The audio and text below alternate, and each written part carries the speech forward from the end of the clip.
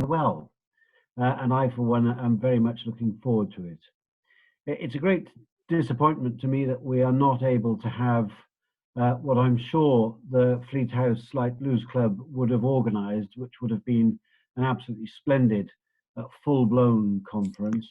And I'm sure most of you know that we had managed to get the services of the Most Worshipful Programme Master, who was going to come to that conference and speak.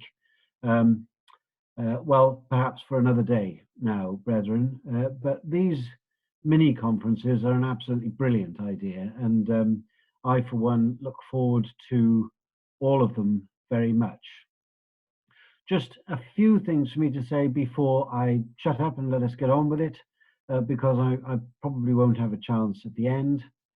That is that I know tonight's conference is probably the last occasion on which Mitch will be here as the New and Young Masons Club administrator,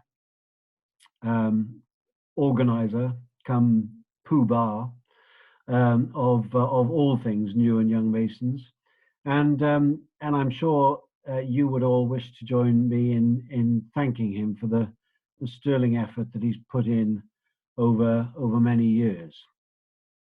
I am most grateful to you, Mitch, for all the work you've done, and I very much look forward to working closely with the working party, the working group, when it is set up, and when it starts its work now in the new year. So, with those very few words, brethren, and my very best wishes to you all for as happy a Christmas as you can possibly have under these rather strange and unusual circumstances, I'll hand back to Mitch for now, and I shall do what the rest of you, I'm sure, are looking forward to doing, and that's sitting back and enjoying a splendid evening. Thank you, Mitch.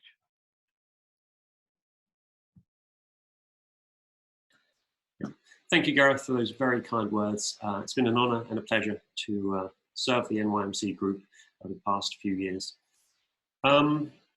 So, without further ado, the Fleet House Light Blues Club was formed in 2015 and is open to all Masons without provincial honours who live, meet or work in Hertfordshire.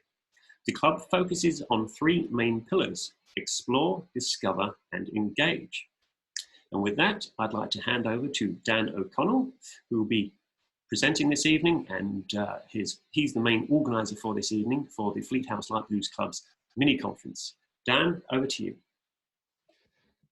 Good evening, everybody, and thank you for joining me. I'm just going to share my screen. I'm hoping you can all see that now. So, good evening and thank you for joining us tonight for what we hope will be an interesting evening of presentations and usable information for everybody interested in esoteric Freemasonry. Please ask any questions that you have throughout this talk in the chat, and we will pick them up at the end. So we won't be having a question and answer at the end. We'll just select some of those questions from the chat.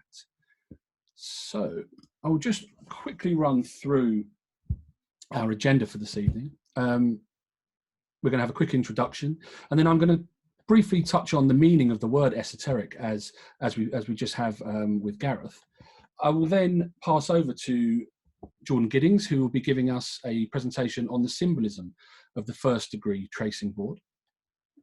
We'll then come back to me to talk about esoteric orders beyond the craft, where we'll pick out 4 or 5 orders beyond the craft which are esoteric in nature. We'll then be doing a short presentation or meditation on a journey to the inner temple with Brother Rich Phillip before we get on to our final thoughts. So I'm hoping we'll be roughly around an hour this evening, maybe just slightly over, with some questions.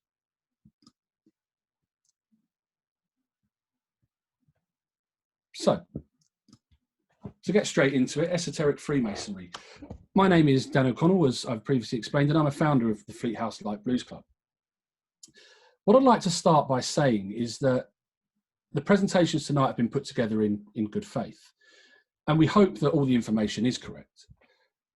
I would never put myself forward as an expert in these types of matters, but more a willing student who's happy to share.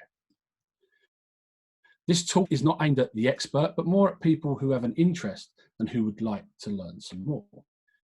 The first thing to do is to address the question, what does esoteric mean? The dictionary definition of esoteric is as follows: intended for or likely to be understood by only a small number of people with a specialized knowledge or interest. Now that's a pretty easy concept to grasp. That could refer to lots of things and lots of people in certain working industries or other special interest groups, etc. The dictionary definition clearly relates this to Freemasonry as a whole. However, over the years, the term esoteric has become a buzzword, and a word that means in Freemasonry has a slightly different meaning. It started to take a different shape. The modern meaning is much more about a focus on knowledge, study, and a connection with God, and a less literal meaning of secret or kind of hidden knowledge.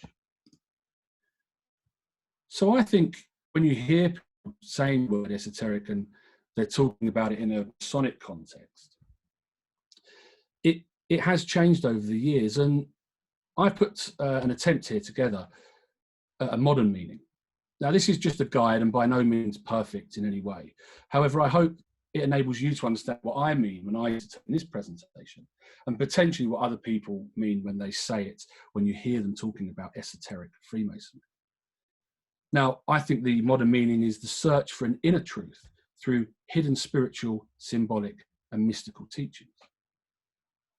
Now, like other sections of Freemasonry, the word esoteric tends to be used to stereotype or pigeonhole its members.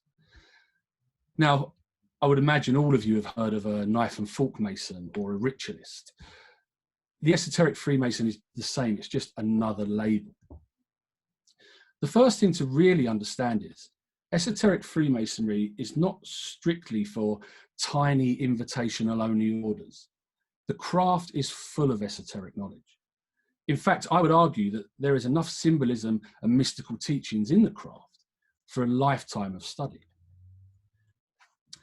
So I'm going to move on now to esoteric orders beyond the craft. I want to discuss some of the esoteric orders that feature outside of the craft. And once again, I want to issue a slight disclaimer before we start. These are my thoughts. These aren't official. These aren't coming from the bodies. I don't speak on behalf of any of the bodies. I am a member of most of them that I am going to discuss. And where possible, I have tried to fact check things, but you know, we're all human. So as many of you will be aware, once you are a Master Mason, there are additional orders which you can join. What some of you may not be aware of is the breadth of those orders and what they do. I will start by saying that the so-called esoteric orders are definitely not for everybody. They have a reasonably niche market, and the orders themselves are often keen to admit the right people at the right times. All additional orders should be viewed as such, additional. They are not higher degrees, even if that number dictates, and they are often not side orders. That term is strictly for appended bodies. In fact, the UGLE states, whilst there is no degree in Freemasonry higher than that of a Master Mason, there are additional degrees. So, many of you have seen this online or printed and framed in a Masonic Centre.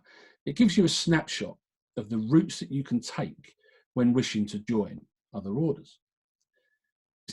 Definitely not a complete list, but it does show many of the popular orders. Now, I find this pretty unhelpful, actually, as it lacks the one thing that you need, and that's the information about the orders. Yes, you can see that if you want to be a member of the Order of the Holy Wisdom, you know, you'll need to join 3 other orders, but why would you want to join it in the first place? I think before joining other orders, you really do your research and look at all of the options, not just be kind of cajoled by a member of your lodge into their favourite order. One thing that has helped me over the years is a rough outline of what the orders do, or what the orders are specifically focused on. Now, I'm going to show you a list in a second, and it's going to be controversial. Again, it's my opinion, and I accept that different people are going to swap these orders around and probably put them in different boxes, or even potentially have a completely different structure. So here I've broken down the orders into three main categories: Solomonic, chivalric, and esoteric. Please remember that this is not a complete list again, and that would be essentially impossible. This also relies somewhat on my geographical location, as I'm sure there are other orders in which I'm yet to experience or even hear of. But to take a look at them individually, the Solomonic degrees are concerned with the building of the temple in Jerusalem, or the temples in Jerusalem, and the Old Testament figures and objects in Israelitish history. Some of these clearly have chivalric and esoteric tendencies, but for me, this is kind of best. I think just to pull one of those out, Allied Masonic degrees has some very esoteric degrees, some that are chivalric, but it does tell some of those Israel stories. So the chivalric orders, moving on to those, they are basically concerned with knighthood and chivalry. Often linked to old military orders, and of course you will begin to see swords and some wild regalia. The esoteric orders are focused on the inner journey and spiritualism, giving the members a chance to study and learn with each other. The environment is often relaxed and open, and members are encouraged to openly discuss their thoughts and matters relating to their pathway through life.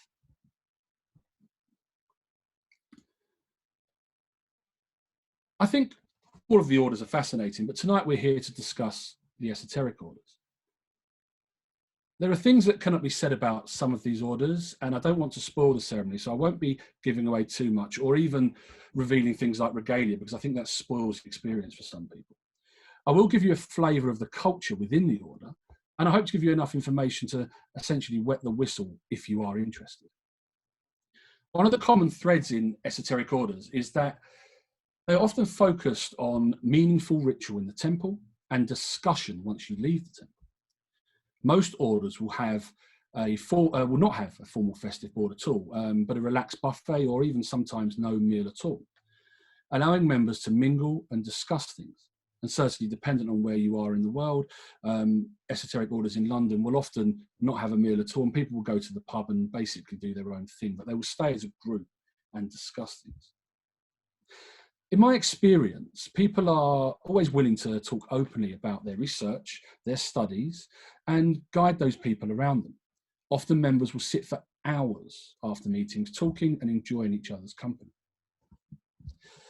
One other thing just before we move on to the orders is there's a common misconception that esoteric orders are elitist. Now, this comes from the nature that many of them are invitational only. However, invitations are given to those who are truly interested and show a degree of willingness to learn. The orders run on trust, and so they're always keen that they only admit the right people at the right time. As with everything, you only ever really get what you out what you put in. So it would be pointless to admit people who are either uninterested or just interested in collecting another order or a new tie. Now, I'm happy to talk to anybody interested in these things and help point them in the right direction should they feel stuck. So please do feel free to contact me afterwards. But let's begin on one of the orders that is often considered the gateway to other esoteric orders. So, the SRIA, or sometimes known as Socros, but the real wording is Societas Rosicruciana in Anglia. Now, the order is based on a Rosicrucian tradition. The Rosicrucians were a 17th century society who anonymously published 3 manifestos about a mystic philosopher, Christian Rosenkreuz. To give you a bit more information about how the order runs, it has 9 grades, each of which with their specific learnings across as you go on.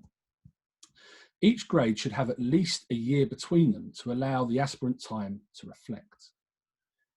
Now, grades 1 to 4 are considered the first order, and they're essentially the learning grades. Each one has its own discipline to learn, and it might be things like colour or alchemy and numerology, etc.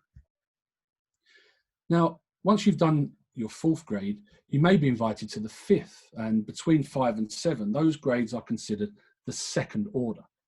Now, it meets separately and often just before the 1st order, but it is viewed as a teaching grade. At this point, you're becoming a teacher, and you're able then to be able to pass some of your knowledge down to those in grades 1 to 4. Now, grades 8 to 9 are similar to a grand rank and are held for members who have given exceptional contributions to the order.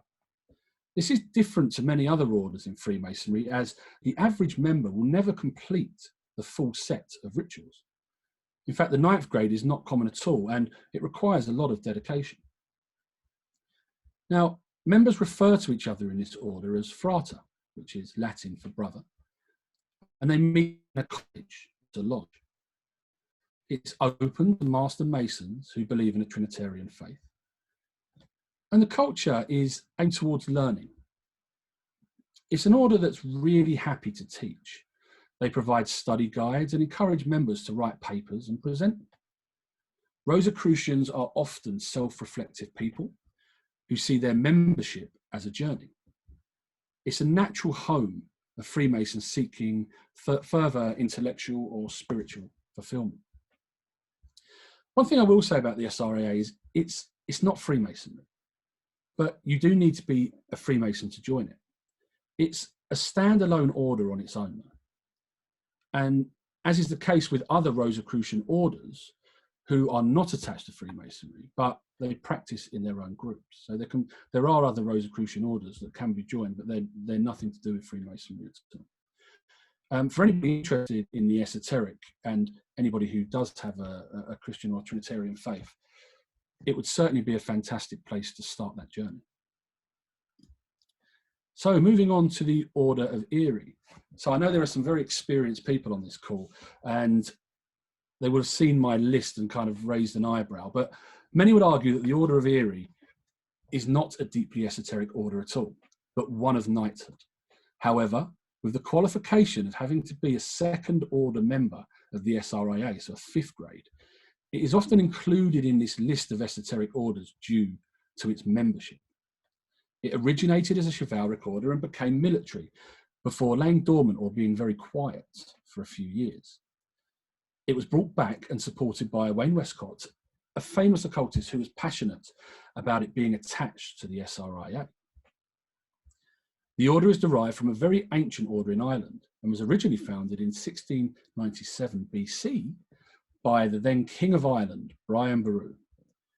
It was once a proper royal order with patronage, and it has kept its practices, but has changed its purpose over the years. The order has a very small number of chapters. In fact, I believe there's one in London that meets at Duke Street, there's one in the Midlands, and then one in Australia, and that's all I'm aware of. I'm not a member of this order, so I've reached out to some friends, and they've given me a brief description of what the culture is. The order was looking for a home, and the SRA was happy to take it under its wing, in many ways acting as like a parent order. The reality is that Erie only really admits members of the 8th grade in the SRA, although the qualification is the 5th, and it is strictly and very strictly invitational. The members use it as a private forum to discuss, for sort of discussions, and then for beautiful chivalric work. It gives senior members of the SRA a place to meet and discuss issues outside of their own Grand Council. Make of that what you will. So, moving on, the August Order of Light. Now, this is something completely different. The August Order of Light is a fascinating order, founding on the literature supplied by Maurice Portman, an occultist, Freemason, and foreign diplomat who spent a lot of time in India during the late 19th century. He studied the inner rituals of Indian culture and travelled the Orient, learning the magical arts and traditions. Collected experience from religious practices like the Sat Baha'i, and then created 3 degrees, and they found their way to Bradford, of all places, in the early 1900s. It then moved on to Halifax and later London. Now, unlike many other esoteric orders, this one is open to Master Masons of all faiths, and it is not Christian at all in nature. The order, again, is invites only, and the candidate is required to write a paper and present that paper before admission. One interesting thing about this paper is that it has to be esoteric in nature. It can't be Masonic, it can't be historical or political. So you really have to dig deep and talk about your feelings and what you're about. Now, the culture of the order is very, very Eastern, and the ceremonies require a lot of equipment without giving too much away. In the past, specific and dedicated rooms have had to be set up and installed for the ritual. The order meets regularly and often as close to the solstice and equinoxes as possible. The members encourage each other through study, and they have a relaxed approach to discussion after meetings. Now, the order is still run from Halifax, and the only other UK temple is in Hertfordshire. Much like the SRIA, the August Order of Light is not really a Masonic order, but it does require Masonic membership to join. The members often liken their journey through the degrees to a pilgrimage.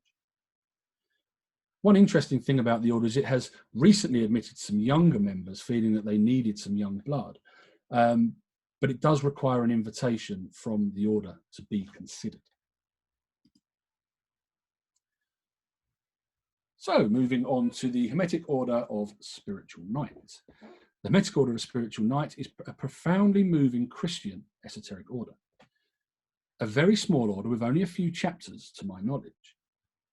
The order has a distinctly Russian influence, and in many ways works with the symbolism of craft Freemasonry and Rosicrucianism. The origins of the order date back to the late 1700s Russia, where degrees were worked in a Russian Masonic lodge, but it was resurrected in the 1970s by a prominent member of the English esoteric Freemasonry group, Desmond Burke. Today, the order has an invitation-only policy for any Trinitarian Master Mason. However, like many orders, a real interest in the esoteric is required. There are currently around 200 members of the order, and that's worldwide. And small revisions have recently been made to sort of modernize it, to take out some of the early Russian political influence of the time. The ritual also features traditional Orthodox Church music, which is played during the ritual. And there are poetry sections at meaningful places, which make it quite different to other. Now, again, trying to give you a flavour of the culture and how it acts, the order has a great mixture of people. And although learning and study are not necessarily at the forefront, they're not imposed upon people. Where you find esoterically minded people, there will always be a chance to discuss and learn the meaning of ritual and, of course, life itself. The ceremony is beautiful, and the atmosphere is always incredibly calm and relaxed. Now, this is the last one, the Hermetic Order of Martinists. Martinism is a form of initiatic, esoteric, and mystical Christianity.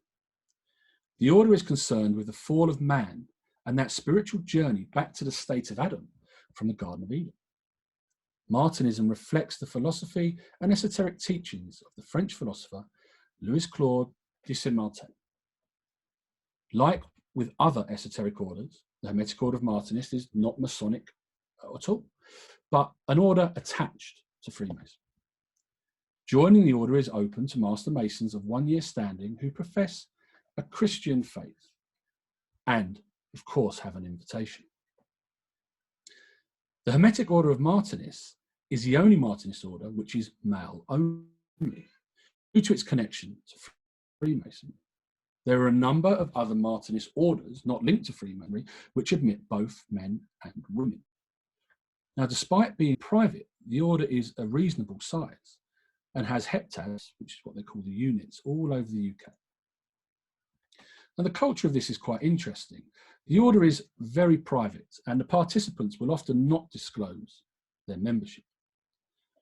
The teachings and ritual require an active level of participation, as members do not progress unless they are truly studying the materials that are given to them. Through a process of initiation, meditation, esoteric discussion, and contemplation, of the order aim to discover and understand the presence of Jesus Christ within. Martinism is a very practical order and has a serious, not seen in many other orders, but the members that are in it are very dedicated to it. So, having discussed a number of these orders available, for those interested, I suppose the obvious question is, where do I start? The answer to this really lies with you and your own situation. But there are plenty of things that you can do to learn more and, of course, to get involved. I would say just submerge yourself in this stuff. Even if you don't understand, you'll soon pick up words and thoughts and begin to become clear. It takes a long time, and if you're interested in the teachings and these esoteric thoughts, do just talk to people, do listen to what you can, do get involved where you can. And it's a strange time, but for me, the first couple of years, everything was washing over me and I was only picking up pieces. But over time, you start to become more and more attuned. So what I'm going to do is just quickly recommend some books, which I think might be interesting to people. The first one is Beyond the Craft, a really helpful book, which will give you brilliant information on lots of orders beyond the craft, not just the esoteric one. I would recommend this to any Master Mason, because I feel that joining the right order for you will ultimately keep you engaged in Freemasonry. So don't be afraid to carve your own path. And I think this book is great. It has, I think, about 20 different orders in it, and it will give you a much longer version of what I've just done, but it'll give you the history and it will show you bits of the regalia, etc. And it's definitely worth having, because occasionally you'll go to a festive board after a meeting and you'll hear somebody talking about an order that you've never heard of, and you can run away when you get home and grab your book and read up on it. The next one would be The Meaning of Masonry, which is essentially a classic, a book about esoteric craft Freemasonry, which dives into the psychological elements, and that's by Wilmshurst. And again, that's something that most esoteric Freemasons would have read at some point and be very interested in. The next book would be The Western Esoteric Traditions. And again, this is just a great overview for people that are interested in esoteric Freemasonry, and also how that has evolved over the years. It will give you the great starting blocks of all the different disciplines which are involved. Moving on to another book, the Rosicrucian Trilogy.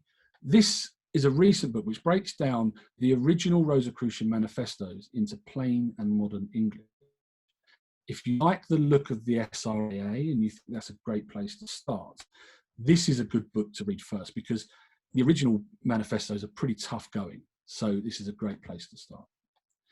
And then for anybody that really wants to kind of get involved at a very easy level, The Alchemist is a novel, but a very fun one, which will give you the feelings and will make you sort of reach deep inside for some answers, which I find quite interesting. And I've read and listened to it a number of times. For anybody that wants to basically dip their toe, I think this is a great way to go. It's really worth having a read, and it's also on things like Audible on Amazon, so you can just listen to it. It's not particularly long, but it's a great story and something very interesting. Now, moving on, another way to get involved is to join or listen to or become involved in study groups. Study groups are often open to anybody. A lot of them will, and it will give you a feel of the topic discussed here tonight, often in far more detail. Now, many of them are currently working on because of the COVID outbreak, so you may have a chance at these meetings or even listen back to stuff, which is quite cool. Now, I'll put some of the study groups up here and some links to them. However, if you do wish to join any of them, I put my email address at the bottom. I'm more than happy for people to email me in, and I can give you an invitation to those. But essentially, we have the Metropolitan Study Group, which is in London. It's one of the premier groups. It's very, very good, and the link there is to the SRA website. However, again, if you do contact me, I can pass you through to somebody who is in charge there. We also have Minerva Study Circle, the group that I run in Hertfordshire, and we have a Facebook group if anybody wishes to join that.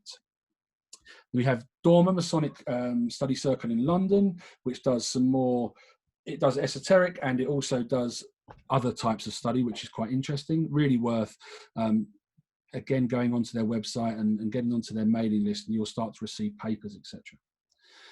Then looking at some other places, we have the Lodge of Restoration in the Midlands. Now that's a lodge, but it is very much focused on esoterics research and study. So again, if you're in the Midlands and you're looking for help and you're looking to join these types of things, that would be a great place to go. And then further up north, we have the Lodge of Living Stones in Leeds. And again, that is a craft lodge, but one that is deeply embedded in research of an esoteric nature. So once again, if you are stuck, please do reach out. I'm more than happy to help you if you have any questions, or again, please ask any questions in the chat. But I'd now like to pass you over to Brother Rich Phillip, who is going to take us on a journey to the inner temple.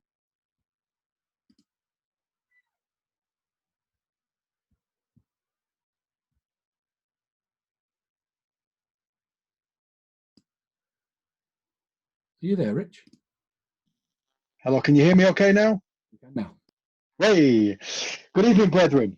Thank you very much for joining us. So I'm going to continue on from what Dan and Jordan have said, something a little bit more practical. I'm probably going to turn my camera off during our journey to the inner temple, just to ensure that I've got a good bandwidth. The home Wi-Fi tonight's playing up a little bit. But you won't need me on anyway, because I'm going to invite you to close your eyes and just listen and see what happens in your mind, really. So before we go any further, I mean, what are we going to do? We're going to do a little bit of mindfulness first, where there's a slight practical element to it, and that's just to relax and hopefully just get us in the zone and get us in the right place. Do a little bit of guided breathing, and then we will just close our eyes, and all you have to do is listen to what I say. And what's really important is don't force anything to come in your mind. There's absolutely no expectation, despite my words. Nothing is loaded. Some of the words you might hear me say might be perceived to be loaded. Have no preconception, or at least try not to. Just let whatever comes into your mind come into your mind. Relax and go with it. I'm the one who has to do the work. You just have to listen. So without further ado, like I said, I'm gonna kill the camera, but there's going to be a slight physical aspect to start with, like I said, which is just going to involve tensing up the body and the face. So if you've got any loved ones with you now, they might think you're having a bit of a, assure them you're not, but that's for a very short part anyway, and the rest, just close your eyes. Okay, brethren? So I'm just going to kill the camera, like I say. What I would like you all to do to start with is close your eyes and start to breathe naturally and rhythmically.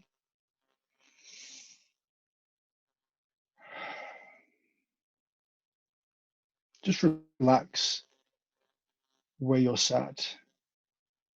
And as you're breathing, start to lengthen the inhalation. Hold it for a couple of 3 seconds, and then breathe out.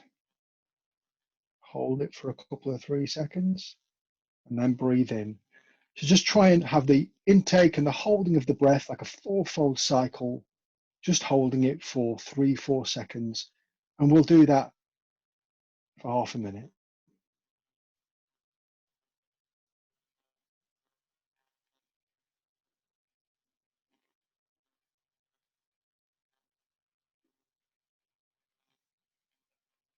And as you're sat there, be aware of the top of your head and a slight tingling feeling.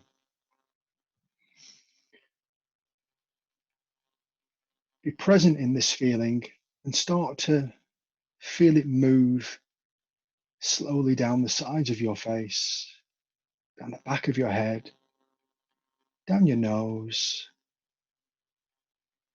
down through the jaw and into the neck. Feel this energy move into your shoulder blades, deep into the joints, and then it runs down your arms to the lower arms, and then into the hands. You draw this feeling back up your arms to your chest, and then move it down through your back, down the front of you.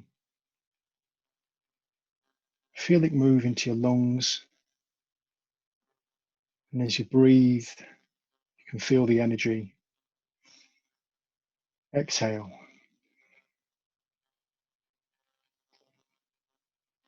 Energy moves down into your stomach, into your bowels, into the hips, into the groin and the buttocks, through the thighs,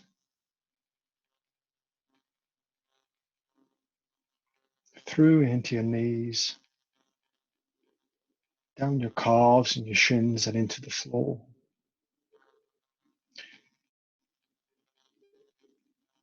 And your whole body is feeling a slight vibration coming from above into the crown, the scalp, through the body and out into the earth. And in this, you feel connected both above and below.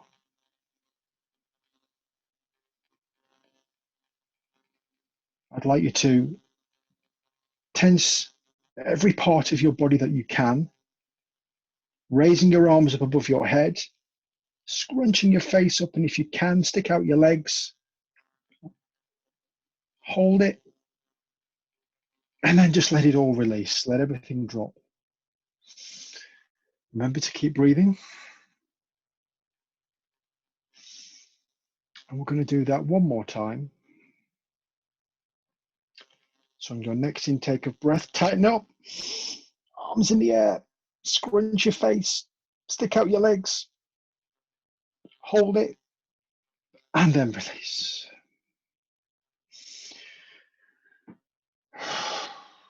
Continue the breathing back into the fourfold breath in, hold, out, and hold at a pace that's comfortable for you.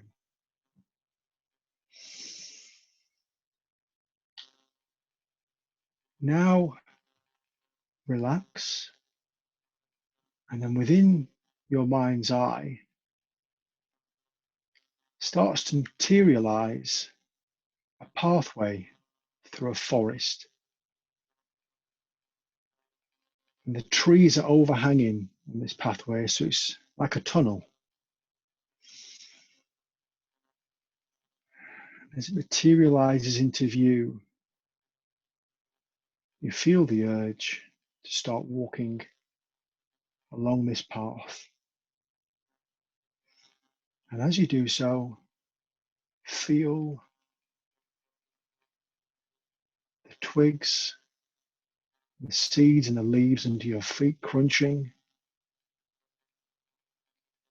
You can hear the sound of the wind in the leaves. You can taste the moisture in the air as you continue to walk along. Small branches and foliage are brushing your arms, sometimes causing you to flinch inwards. And you can smell the sap and the leaves on the floor that are decomposing, and just the general smells, sounds of the forest. As you walk along this path, a light ahead starts to emanate. And this light you feel drawn towards is comfortable, is inviting, and you feel safe.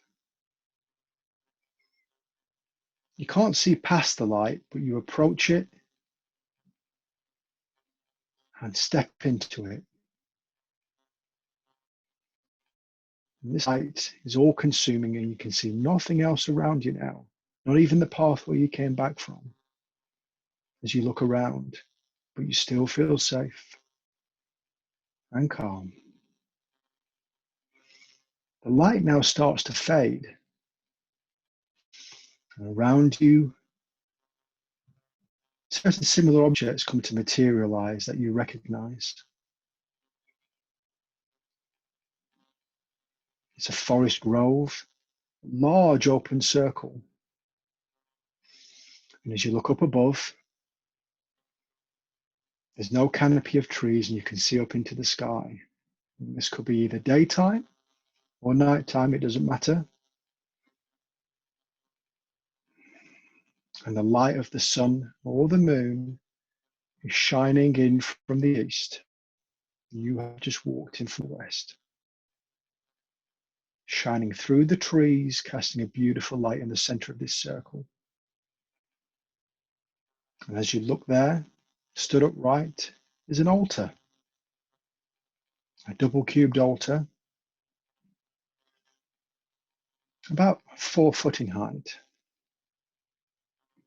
And then as the light has settled and it's dissolved now to just the moon or the sunlight, you see what you recognize to be the 3 pillars of a temple, a Masonic temple, in the east, the west, and the south. Of Ionic, Doric, and Corinthian. These are on the outside of the circle, at the very edges. And growing up them is vegetation, ivy, foliage, reminding us of our connection to this earth and how all the principles are united with it. You walk in towards the altar and you can see on top the square and compasses, and how you choose to see them is entirely up to you. You can't see anything else, such as chairs or other things that you would normally associate with a Masonic temple. But what you start to notice in the ground is a white line of a circle, quite wide, with the altar as the dot in the center. As you reach this white line, you stand on it as it feels the right thing to do. Continue to breathe. Focus on your breath fourfold and relax. And as you decide to stand still on this circle, you feel an energy. And around this circle starts to materialize all those people who are with us now, all together here this evening.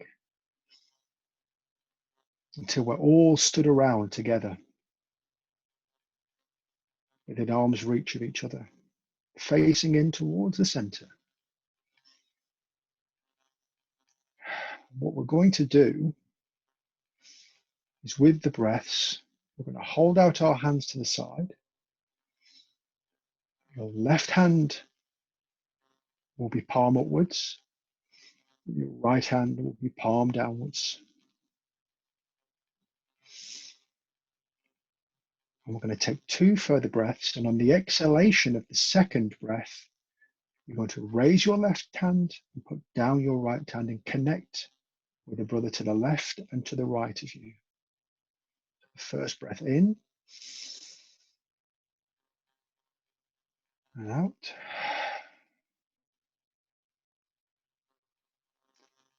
And in and out and connect. And as you do so, you feel an energy form between all of us in this circle,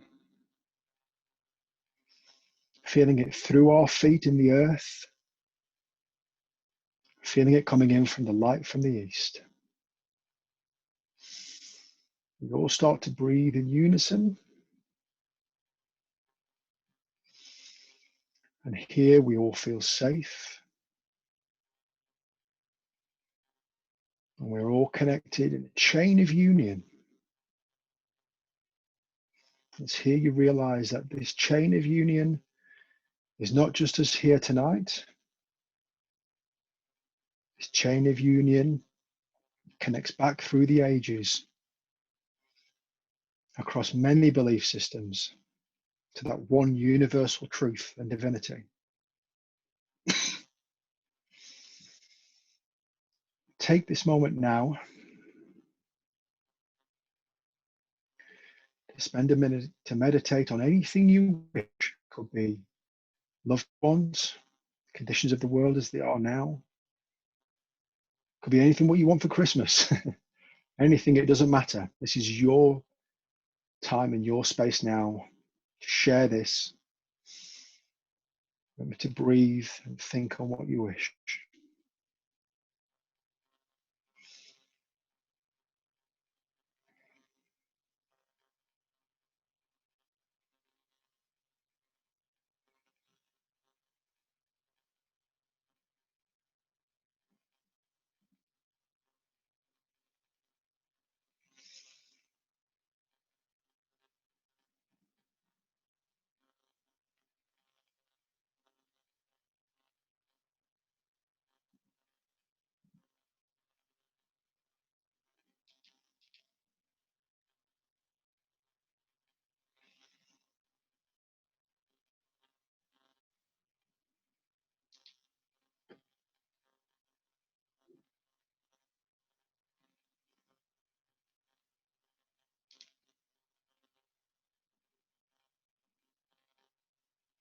Just relax and breathe.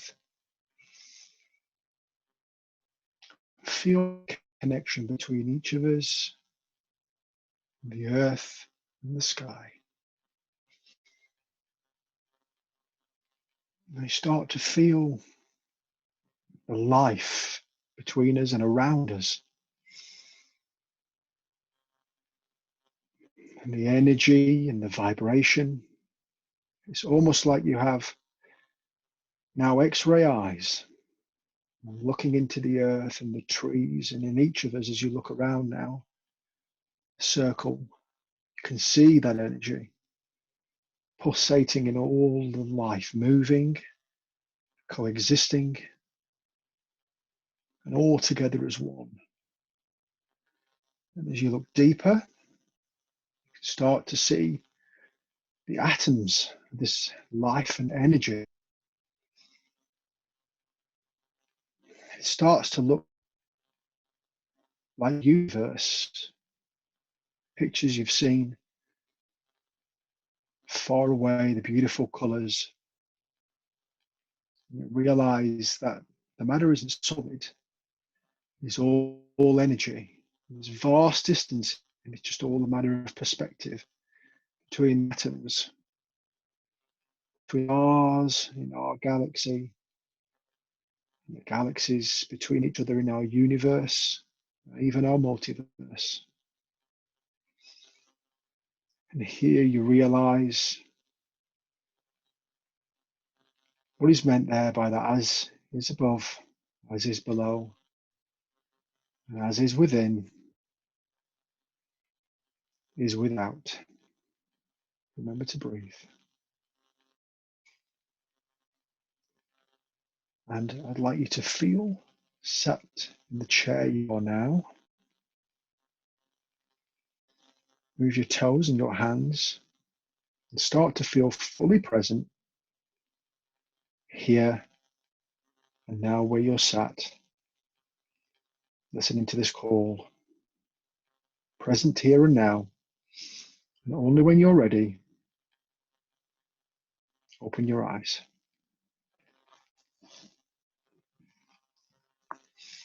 Remember just to breathe yourself back into it. And I'll hand you back over to Dan. Thank you very much. Thanks, Rich. I'll give everybody just a quick moment to adjust, but that was wonderful. And I hope that members of the call have gained something from that, even if it is just some relaxation. Just to make you aware that in many of the orders that we've previously discussed here tonight, you will find that people will either do these meditations in the study groups attached to the orders, or sometimes within the orders itself. And members do often find them quite helpful, certainly as a journey, and lots of people learn differently. So I think there's a way of visualizing with meditation, which is nice. So we're going to move on now to some final thoughts. Thank you all very much for joining us this evening. I hope it has been informative and fun, and I'm happy to answer any questions that Mitch has from the chat. Hi Dan, thank you for the presentation, fantastic. Jordan and Rich as well, really, really interesting. Dan, I've already updated my Amazon wish list for the books. So I have a few questions which have been submitted. So Andrew says, as a Rosicrucian, it's news to me that there is a second order with it. Interesting. Okay, so there is a second order. I would assume if it's news to you, you're probably grades between 1 and 4.